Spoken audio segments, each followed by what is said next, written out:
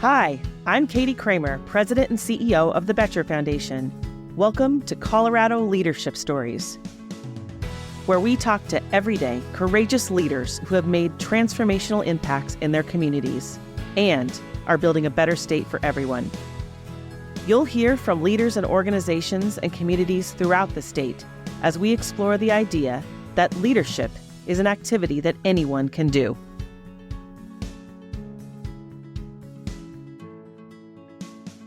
On today's episode of Colorado Leadership Stories, we're excited to welcome Kenzo Kawanabe, a passionate advocate for justice and community engagement. With multi-generational roots in Colorado's San Luis Valley, Kenzo learned at an early age the importance of service and advocacy. As a trial lawyer and civically engaged leader, Kenzo blends his legal expertise with a deep commitment to serving others. His journey as a leader is not about titles or positions.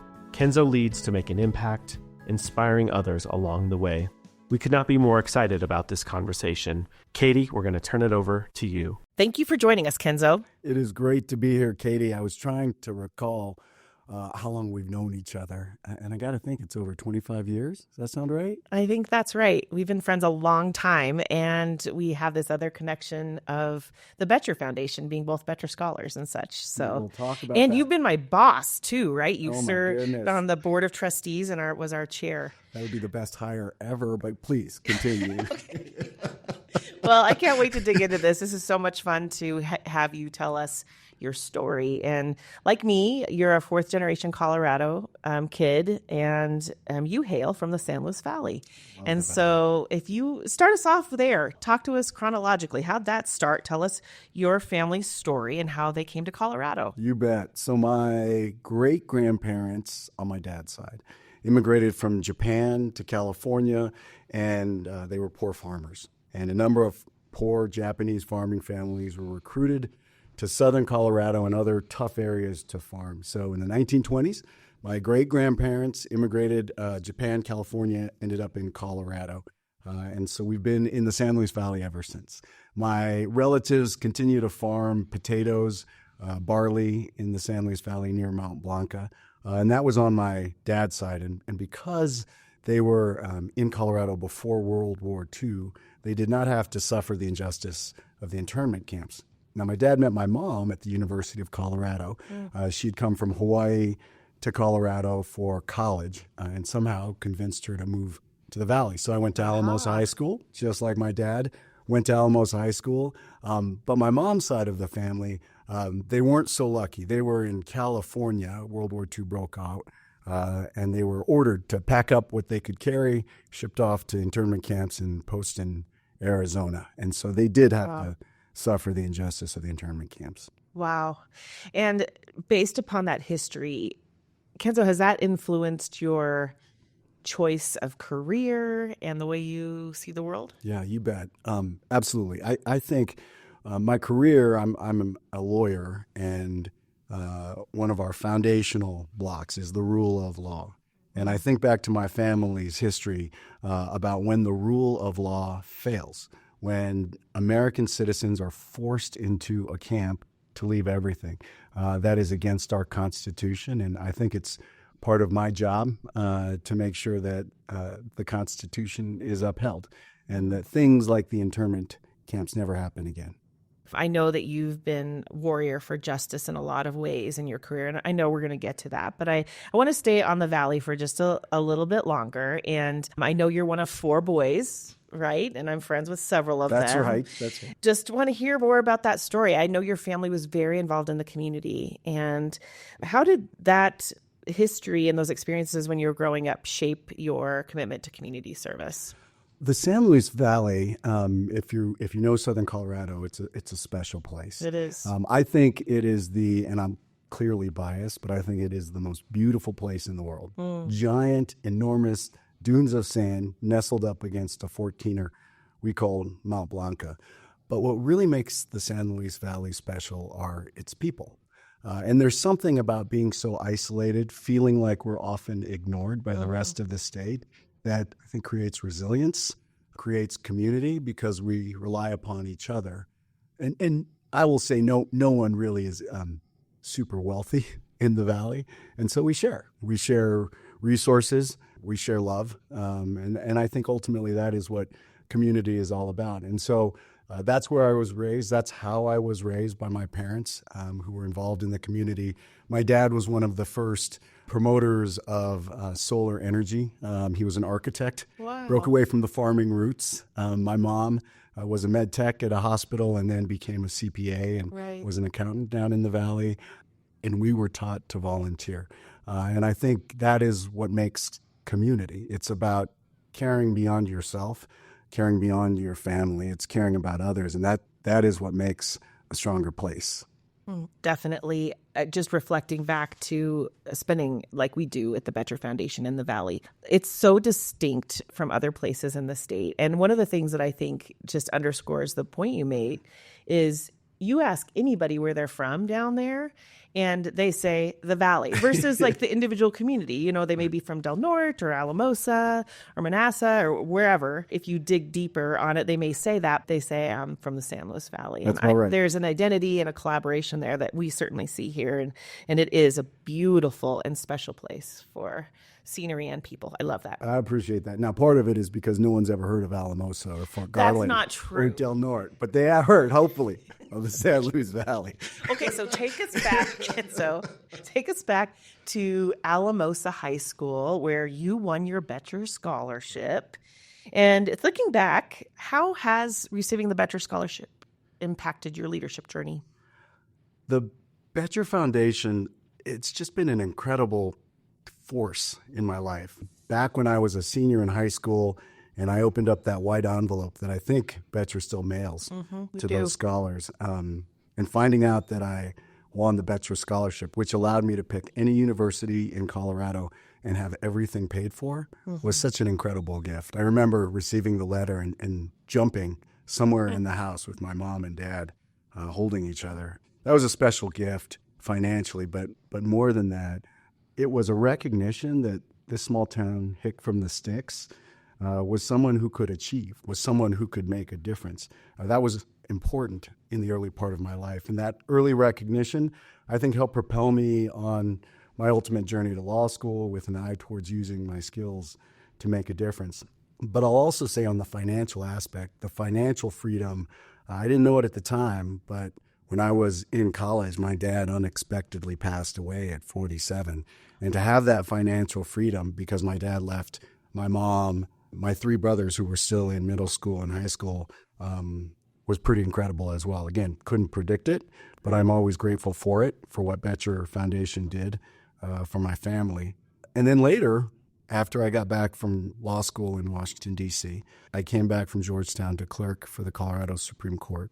And it was you. It was Tim Schultz. It was the Boettcher Foundation that I remember reaching out to me and saying, hey, would you like to get back involved in the community? You were one of the first touches to not just welcome me back, to bring me back to the community. And I remember interviewing young potential scholars 3 or 4 days.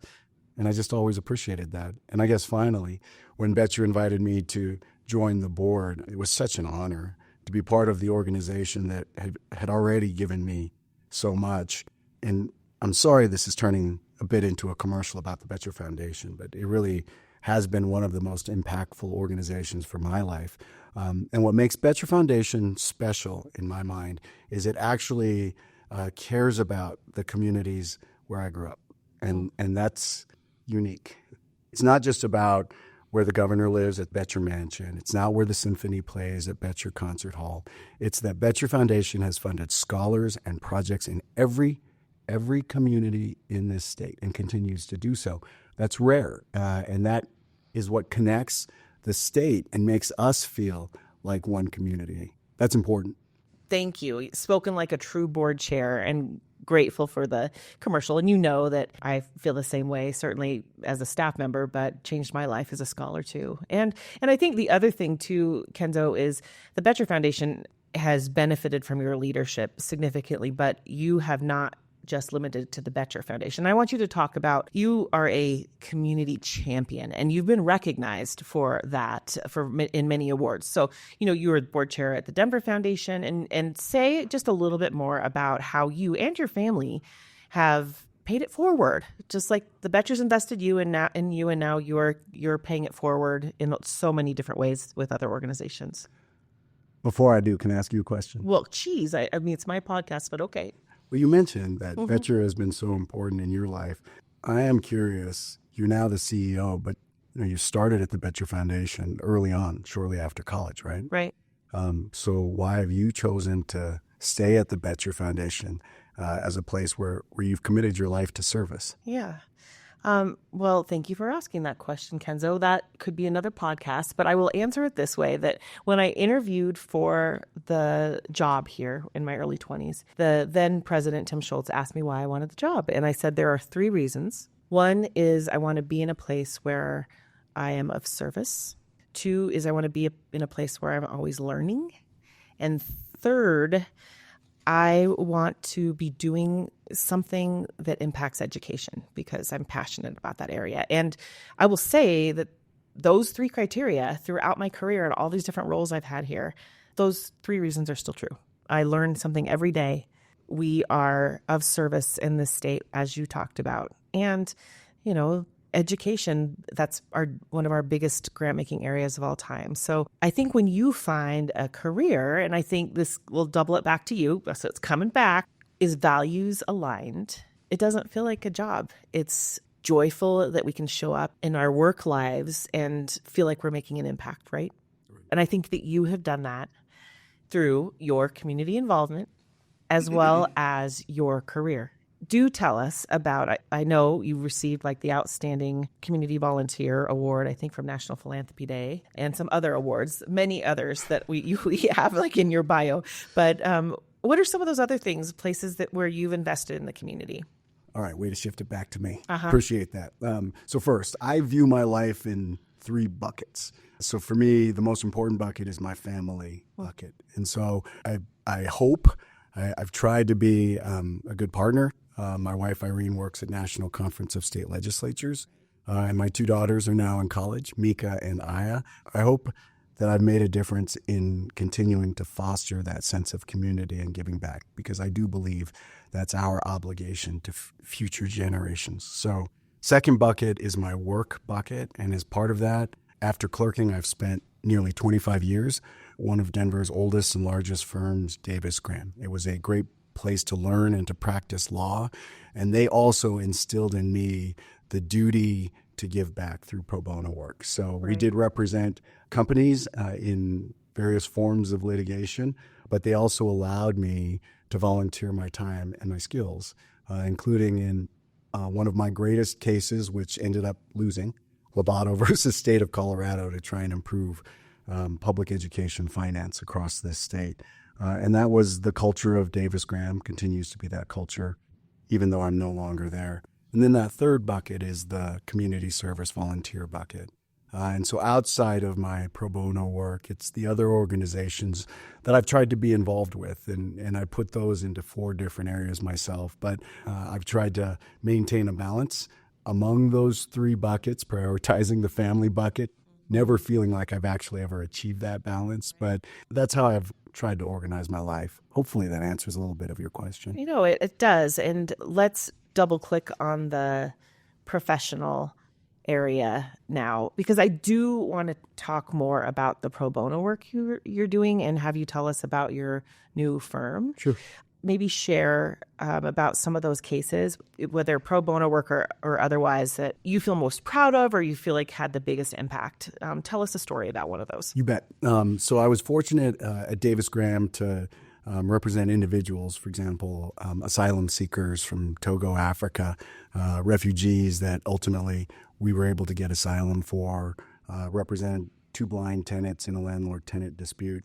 But for me, it's what I call impact litigation. So it's trying to improve and create systemic change in a positive way. And so through the Colorado Lawyers Committee and many partners, community partners, we represented 20 poor school districts, urban and rural, 20 families, and we sued the state of Colorado under the constitutional claim that every student under our Constitution deserves a thorough and uniform form of education of public schools.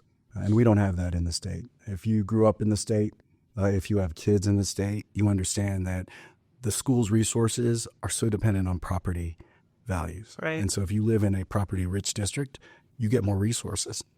That is not a meritocracy. A meritocracy gives the same resources to our kids so they have an equal shot to learn and to grow. That's what I believe our founders of our state constitution meant. And so we brought those claims. We recruited 19 volunteer attorneys from 9 different law firms, engaged in 80 depositions, a 5-week trial, and we won. We won that trial. And unfortunately, went to a Supreme Court that reversed that win 4-2. Split decision. Again, that was one of the hardest and best cases I've ever worked on. But it has inspired me in my new firm to continue the hope, the goal that we can use our trial skills to create positive impact through impact litigation. Wow. And so the focus of the new firm is just on impact litigation, right? It's a combination, I think. So we started a firm, I'll refer to it as Olson Grimsley. Its title is Olson, Grimsley, Kawanabe, Hinchcliffe, and Murray. That's too much. That's a mouthful. So we go by Olson Grimsley. And so I was able to partner with 4 like-minded lawyers who are good trial lawyers. And so we're trying to establish a firm that does approximately a third plaintiff's work, a third just general disputes like commercial disputes that we all have experience in, and a third pro bono work. And so that includes pro bono work in elections, again, public education. We also do low bono work representing school districts. So we charge much less than we would normally charge to represent them as well.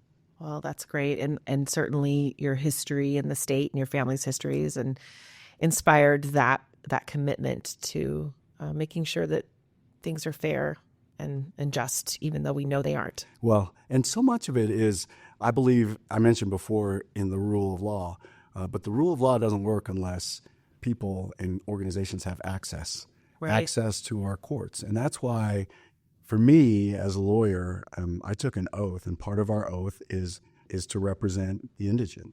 And part of our professional conduct rules state that we should aspire to give at least 50 hours every year. Hopefully at Olson Grimsley we'll do much more to pro bono work, because that is access. Having a lawyer in a courtroom, in a trial, gets you better representation, period. And so I think that's part of our job. It's part of our duty to help make that happen.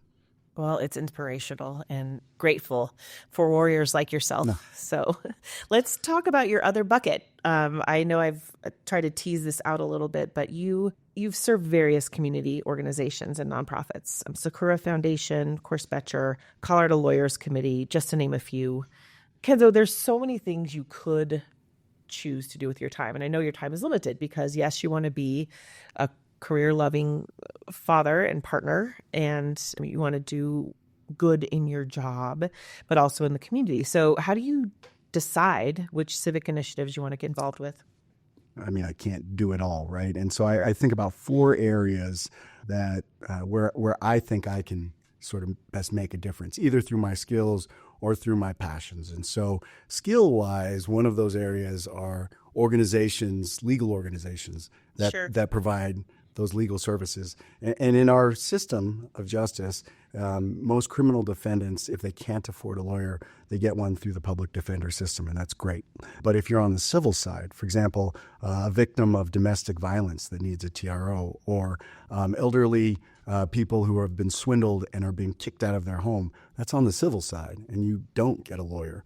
And so organizations that I volunteer with, like Colorado Legal Services, is a statewide provider of those types of legal services. Colorado Lawyers Committee is a consortium of over 90 law firms across the state that have agreed to try and work together. That was the Lobato case, to try and impact and make a positive difference. So that's sort of area 1. Area 2 are organizations that have a statewide impact to make sure we touch those areas that are often ignored. Boettcher is one of those. Colorado State University is another. Indeed. I'm privileged to serve on the board with Chancellor Tony Frank and a number of wonderful people about our land grant institution, which was signed into law with other land grant institutions. Abraham Lincoln, back in the day, thought we should expand higher ed beyond just the classics, as they said, to agriculture, science, engineering. And so Colorado State is a land-grant institution, and I'm proud that Colorado State reaches the entire state, obviously outside of the state, but we have campuses in Fort Collins, Pueblo, Global for online learning, but we have extension offices on the western slope, northern Colorado, southern Colorado, and eastern plains. Colorado State does a good job at that. So that's sort of area 2. Should I talk about areas 3 and 4? Yes, please. Quickly? Okay. Area 3, I'm still involved with local work. I believe in the power of philanthropy and financial fiscal responsibility, and so I volunteer with organizations like Denver Foundation.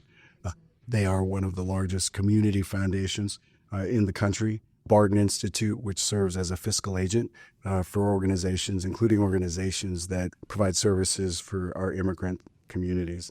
And finally, I volunteer in various Asian Pacific American organizations because I believe stronger APA communities make a stronger whole community. So that includes Sakura, which you just mentioned. That's the Japanese American area in downtown Denver, as well as Asian Americans Advancing Justice, which is a national civil rights organization in Washington, D.C. So those are the 4 areas. I don't do it all at the same time, but I try and pick organizations that where I can contribute via my either trial skills or through my passions.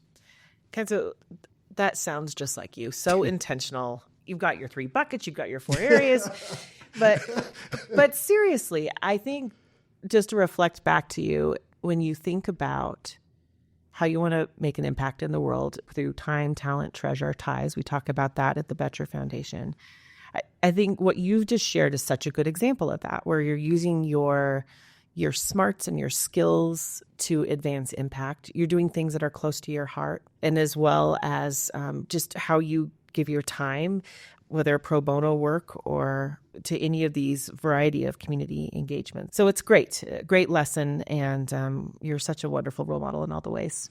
So this is a Colorado Leadership Stories podcast, and I feel like we have to ask a leadership question, which is, when you think back on your career, is there one leadership lesson, Kenzo, that you feel like you have learned that's maybe made you successful?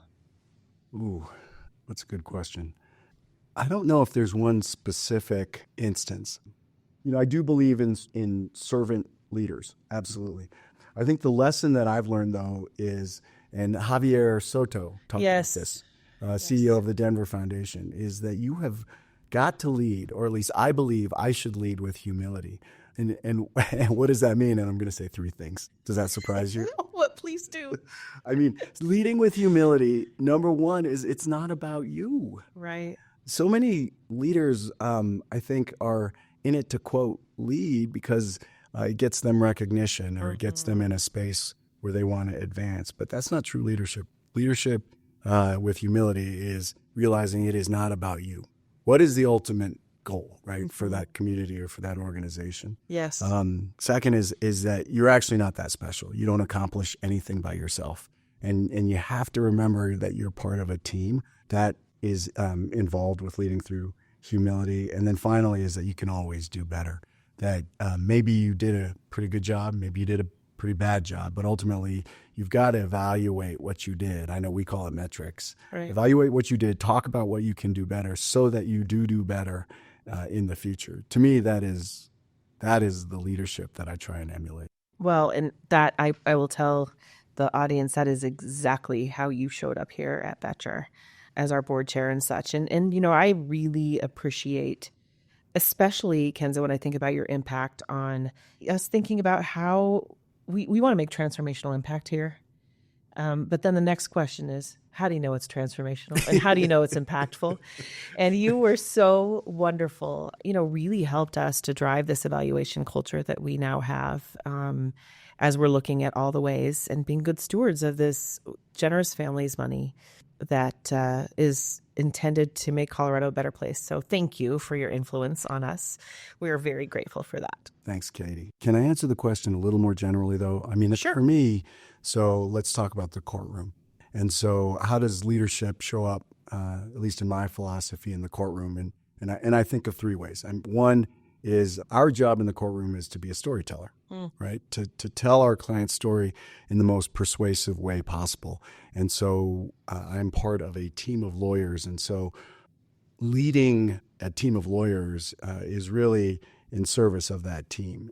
My job is to make sure that we allow space for everyone to be better. And that's how I was trained. So I was trained by getting experiences to actually take witnesses, present evidence at trial. And so part of that leadership is to try and give those experiences for our newer attorneys, because I think that makes better attorneys develop their skills, but it makes a stronger team. And we make a stronger team representing our client to most persuasively tell our client's story. That's one. Two is leadership is the respect that we give to judges and juries, and that goes back to the rule of law. We have the best system in the world. It is not perfect. It has its flaws, but think about the other systems of justice, and we actually, in our Constitution, have a right to have our peers decide our disputes. That's pretty unique. And we expect our jurors to volunteer their time to decide those disputes, right?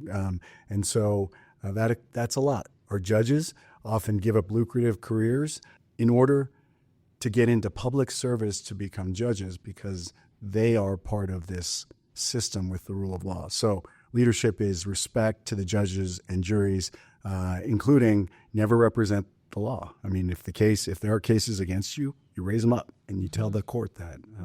And then finally, I think leadership in the courtroom is also about professionalism. So we fight fiercely, we fight hard, but at the end of the day, we are a profession.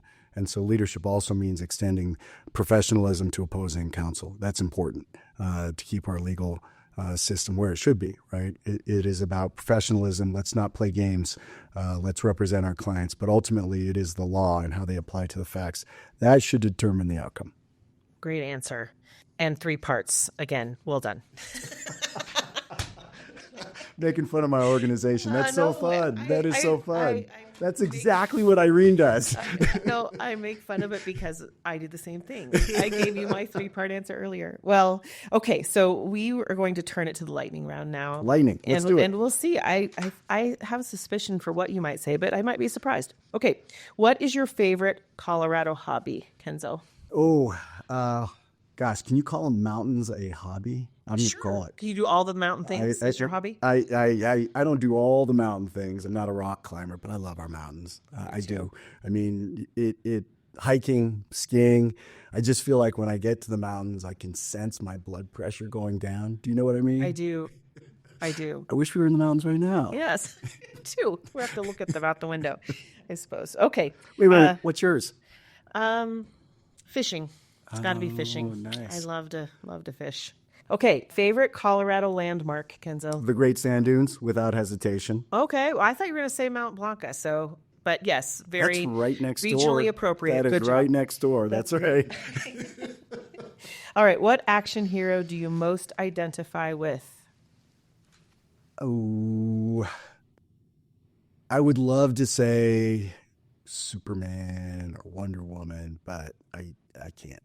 I think it's a hero that has a bunch of insecurities combined with weird ego. So I'll go with Spider-Man. Okay. Yeah. So always wondering, am I good enough? Right. I mean, imposter syndrome, that exists in all of us. And so I like those heroes with those human flaws. I hate to say the word flaws. I don't think they're flaws at all. I think, again, it's humility, realizing, gosh, I have strengths, I have weaknesses. I can always be better. But at the end of the day, I have something. And so I'm going to try and use that something to be better and to hopefully better others. That was one of the most profound answers to that question. Well done. Oh, my gosh. I love that. Can I go back? Good. Batman. No. Funny.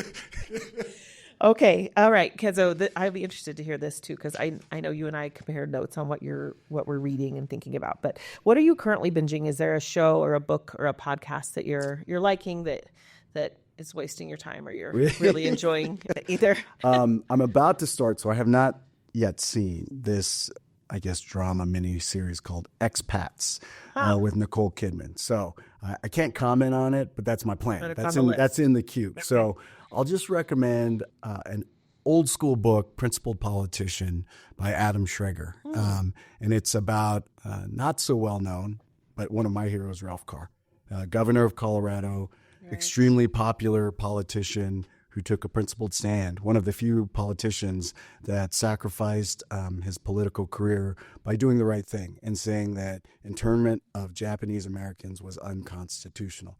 Unbelievably unpopular position during World War II, but he did it because it was the right thing. It cost him his political career. But we honor him in the state of Colorado because that's where we house our Colorado Supreme Court, Colorado Court of Appeals, various other great legal agencies at the Ralph Carr Justice Center. And so, A Principled Politician by Adam Schrager. And such a great way to end, full circle. Kenzo, pulling in all the things we talked about. Thank you, my friend, for the time today. As always, it's just a delight to visit with you. We don't see each other that often, but it's like we can just pick up. Right there. Yeah. Yep. I appreciate you, and I appreciate what you and the Boettcher Foundation do. Thank you.